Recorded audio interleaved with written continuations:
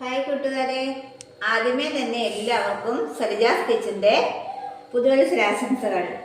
ഇന്ന് നമ്മുടെ അത്താഴത്തിന് റെഡിയാക്കിയിരിക്കുന്നത് ചോറുണ്ട്, കപ്പ, പിന്നെ പപ്പടമുണ്ട്, ബീട്രൂട്ട് തോരന്, ഒരു മീൻകറി. പിന്നെ പുതുവത്സരം ആയതുകൊണ്ട് നമുക്ക് മധുരം ഒഴിവാക്കാൻ പറ്റത്തില്ല. അതുകൊണ്ട് ഒരു ഐസ്ക്രീമും കൂടെ നമ്മൾ റെഡിയാക്കിയിട്ടുണ്ട്. അപ്പോൾ ഇത്രയേ ഉള്ളൂ. അപ്പോൾ സബ്സ്ക്രൈബ് ചെയ്യാത്ത കൂട്ടുകാരെല്ലാം സബ്സ്ക്രൈബ് ചെയ്യണം, സപ്പോർട്ട് ചെയ്യണം. എല്ലാവർക്കും happy new year. Thank you.